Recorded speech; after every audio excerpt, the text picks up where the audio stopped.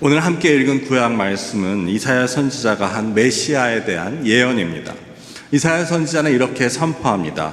흑암에 행하던 백성들이 큰 빛을 보고 사망에 그늘진 땅에 거하던 자에게 빛이 비추도다.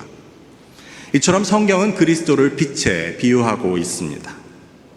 흑암에 거하던 백성들에게 비추인 큰 빛, 사망에 그늘진 땅에 거하던 백성에게 비춘 큰 빛. 이는 구약뿐 아니라 신약에서도 예수 그리스도를 빛에 비유합니다. 참 빛, 곧 세상에 와서 각 사람에게 비추는 빛이 있었으니 라고 예수 그리스도를 이 세상에 오신 참 빛으로 설명합니다. 이뿐 아니라 요한복음 8장 12절 말씀에 보면 예수님께서도 스스로를 빛이라고 하십니다. 나는 세상의 빛이니 나를 따르는 자는 어둠에 다니지 아니하고 생명의 빛을 얻으리라. 이처럼 성경은 예수 그리스도를 빛으로 설명하고 있는데 여러분, 빛이 없으면 무슨 일이 일어납니까? 제가 대학 때 친구와 함께 친구네 집에 움막이 있는 강원도 산골에 간 적이 있습니다. 버스를 타고 이름도 모르는 한적한 마을에 내려서 자장면 한 그릇을 먹고 그리고 약 1시간 반 정도 걸어서 산을 올라갔습니다. 그 친구 아버지의 운방이 나오는데 거기는 전기나 수도가 없는 곳이었습니다. 밤이 되어 촛불을 켜놓고 이야기하다가 화장실을 가려고 밖이 나오니 정말 그날따라 달빛도 없고 칠흑 같은 어두움이었습니다. 정말 제 손가락도, 앞에 있는 손가락도 보이지 않는 어두움이었습니다. 마치 제 앞에 만약에 그 벼랑이 있다고 해도 전혀 알 수 없는 그런 어두움이었습니다. 그런 어둠 가운데는 무엇이 문제입니까? 내가 어디를 가려고 해도 아무것도 볼 수 없습니다. 내가 어디에 있는지, 내 바로 앞에 무엇이 있는지도 알 수 없습니다. 이사야서 9장 2절의 말씀은 우리 인간을 이 같은 어둠 속에서 걷고 있는 존재로 설명하고 있습니다. 사망에 그늘진 땅에 거하는 자로 설명하고 있습니다. 그리고 그런 우리에게 예수 그리스도께서 빛으로 오셨다고 말씀하십니다. 이사야서 9장 2절을 제가 다시 읽어봅니다. 흑암에 행하던 백성이 큰 빛을 보고 사망에 그늘진 땅에 거주하던 자에게 빛이 비치도다. 하나님을 모르는 우리는, 예수 그리스도가 없는 우리는 마치 흑암 속을 걷고 있는 자들과 같았습니다. 문제없이 사는 것 같지만 우리는 우리가 어디서 왔는지, 우리가 어디로 가고 있는지, 그리고 우리 앞에 일어날 일도 알지 못하고 살아왔습니다. 하나님에 대한 지식 없이는 우리는 우리의 존재의 의미도, 우리의 인생의 목적도, 바로 앞에 일어난 일도 알지 못한다는 것입니다. 그리고 사망의 그늘진 땅에 거하는 자는 무엇입니까? 우리 인간은 모두 죄와 사망의 권세 아래 있는 자들이었습니다. 죄로 인해서 모두 죽을 수밖에 없는 운명이었습니다. 하지만 예수 그리스도의 십자가의 그 능력으로 말미암아 우리는 죄와 죽음의 권세에서 자유롭게 되었고 구원과 영생으로 옮겨가게 된 것입니다. 이것이 바로 예수 그리스도께서 빛으로 오셨다는 것의 의미입니다. 하지만 예수님께서 빛으로 오신 것의 의미는 여기서 그치지 않습니다. 빛 대신 예수님을 믿은 우리는 역시 빛의 자녀가 된다고 말씀하십니다. 빛의 자녀들은 먼저 어둠을 밝히는 자들입니다. 여전히 어두움 속에 있으면서 빛을 알지 못하는 자들에게 빛을 전하는 자들입니다.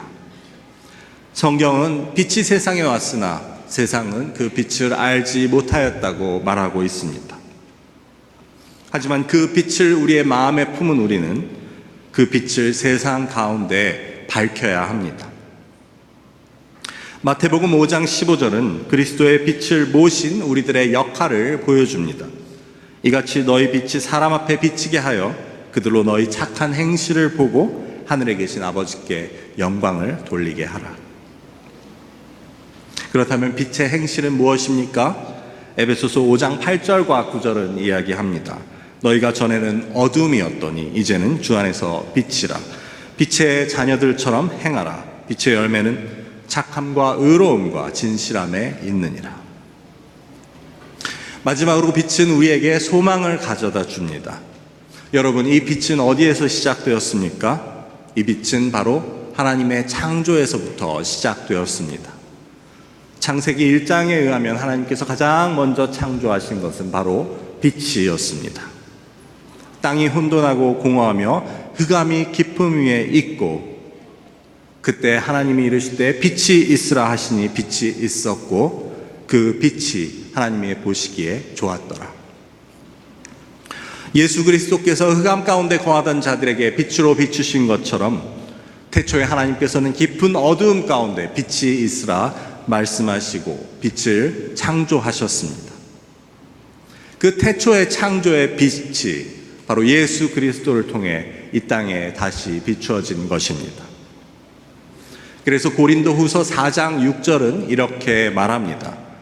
어두운 데 빛이 빛이라 말씀하셨던 그 하나님께서 예수 그리스도의 얼굴에 있는 하나님의 영광을 아는 빛을 우리 마음에 비추셨느니라. 그런데 이 창조의 빛, 예수 그리스도를 통해 다시 비추어진 빛은 다름 아닌 마지막 하나님의 나라에서 영원히 있을 것을 성경은 이야기합니다. 요한계시록 22장 5절의 말씀입니다. 다시는 밤이 없겠고 등불과 햇빛이 필요 없으리니 이는 주 하나님께서 그들에게 빛이심이라.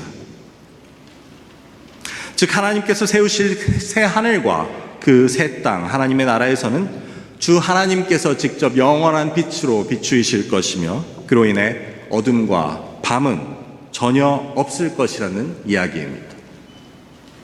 그리고 어둠과 밤으로 상징되는 슬픔과 고통과 환난과 아픔은 그 나라에서는 있지 않는다고 이야기합니다. 이처럼 하나님의 빛은 창조로부터 예수 그리스도를 통해 종말에 완성될 그 하나님의 창조와 구원의 역사를 보여줍니다. 그래서 그리스도께서 이 땅에 빛으로 오신 것은 우리에게 미래에 대한 영원한 희망을 가지게 해줍니다. 이러한 이유로 예수 그리스도의 이 땅에 오심은, 빛으로 오심은 우리에게 가장 큰 기쁨이요 또 하나님께서 주시는 가장 큰 선물입니다. 여러분, 참 빛이 세상에 오셨습니다.